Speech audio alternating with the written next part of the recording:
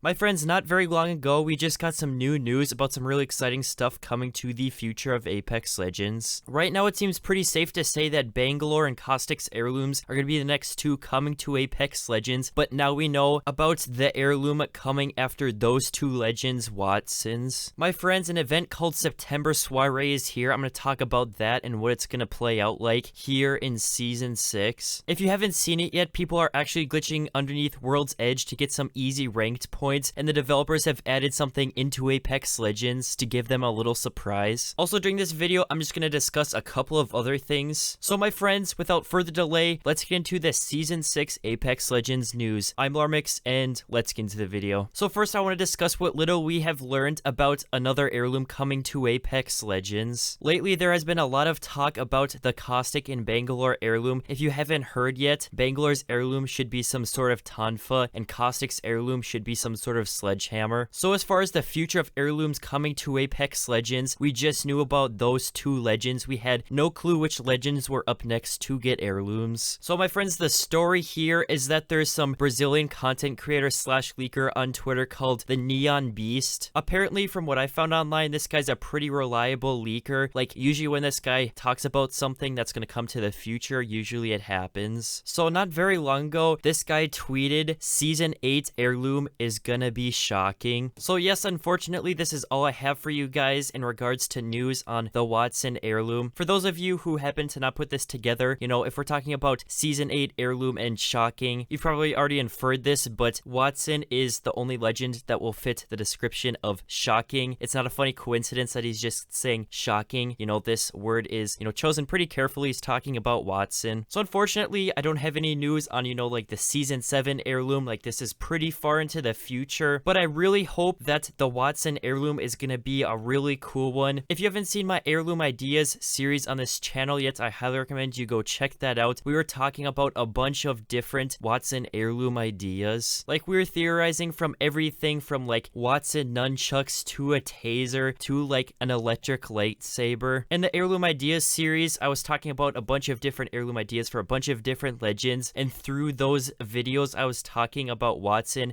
and how, just given that, she has her electric pylons, the theme of her heirloom just may be the best. I think Wattson's heirloom has the highest potential to be the coolest in Apex Legends. Now I'm going to move on to the news about the September Soiree event. It seems that this is going to be kind of big. So as far as I understand, there's going to be two parts to this. There's going to be the LTM part to this, and then the store part to this where you can buy, the Soiree skins. So I'm going to start off by talking about the LTM part to this event. So starting today, when I'm recording this commentary, it is September 8th. It seems that today they're going to be adding Dummy's Big Day as an LTM into Apex Legends. And then for the remaining Tuesdays in September, they're going to be switching out the LTM for a brand new fresh one. Other than Dummy's Big Day, we are really not too sure about which LTMs they're going to be adding back into Apex Legends, but it seems that these are not going to be new LTMs, and the way that the developers worded this is just kind of that it's going to be fan favorite action-packed LTMs. So this kind of leaves us to theorize about what LTM they're going to be adding back into Apex Legends. Me personally, I really hope that they add third-person mode and solos. I loved third-person mode and solos so very, very much, people. I really hope they bring those two modes back. And then moving on to the actual skin part of this September Soiree event. So how this is going to work is you're going to be able to buy, the way that it sounds, any skin that was in the original Grand Soiree event at a discounted price. All of the skins are going to be in the item shop at a discounted price. And then there's also going to be the option to buy a rare or legendary pack bundle. My people, everything that I've been talking about during this video is only a leak. Nothing is confirmed quite yet that I know about. I think the September Soiree is about to be confirmed, or just has been confirmed, the way that I understand it. But everything that I talk about during these kinds of news videos, please take it with a grain of salt. A lot of things that I talk about during these news videos do come true, but also sometimes these things don't come true and they're completely false. But I really hope that you guys enjoy the speculation that I give to you. So given that this September Soiree event is the very first mid-season event in Season 6 of Apex Legends, I think given that Rampart, I mean, to me, she was kind of a disappointing legend. I hate to be a hater, but I really hope that this event is a smasher and they bring back some pretty cool LTMs. I'm sure it'll be a lot of fun. I really look forward forward to it. I'm not gonna lie to you guys, I'm so very tired right now. I was debating if I should even do this news video, so I apologize if this commentary is a bit off, if I'm not even using half proper grammar. A lot of times when I'm completely butcher the grammar and stuff in these kinds of videos, it's because I'm absolutely exhausted. But don't get me wrong, I still really enjoy making videos for you guys, so let's move on. So for this next piece of news, this is going to involve the people glitching underneath the map. So for this, we're going to go to Twitter, the very reputable data miner Shrugto. I'll link him in the description below. So he just tweeted, there were a bunch of death triggers placed under the map. I wonder if this is a fix for the out of bounds bug. So I'm sure you guys caught this, but when people are really sweating in Apex Legends and World's Edge, when they really want that dub, there is a glitch you can perform to actually get underneath World's Edge. This happens a lot of times in ranked, and you know,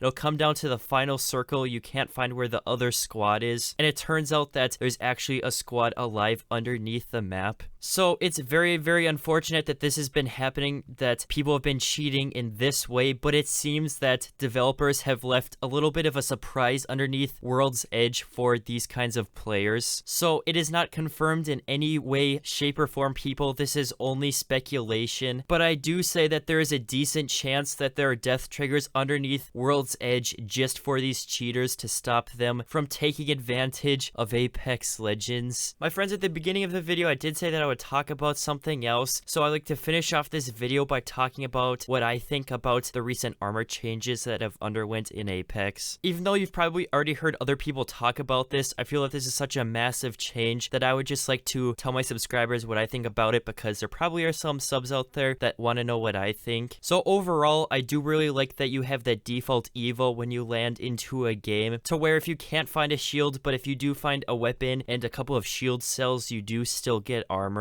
But overall, I didn't personally enjoy like having the overall health in Apex on the armor nerf. I didn't enjoy the gold armor only having 75 health max, and then the red evo having only 100. I felt that then, especially when I had gold armor on, when I was running away, when I was getting shot at, I was dying just a little bit too quickly. But then now, when people have 100 health on their gold armor and they're running away and I'm shooting them and they're just barely getting away, when they have a max of 200 HP on, you know, the premium gold armor, I really felt that before, when there was only a max of 175, you know, that was just too little for, you know, some of the best armor in the entire game. I really enjoy having that little bit more of health. You know, given that this is a battle royale game and that it's all about survival, I really feel that it's better to have a little bit of a longer time to kill, in my opinion, at least for Apex Legends. So what I think is, where we're sitting currently with the whole health system, with the whole armor system, I'm really glad that the developers ended up reversing their decision to reduce the overall health in Apex Legends. I'm glad that they were able to admit they were wrong and make a great decision to make the game better, in my opinion. If you are not subscribed to my YouTube channel, it'd be really cool if you go below this video and hit that subscribe button. Anyways, people, that'll be about it for me, the Alarmix, and I hope to see you in another video.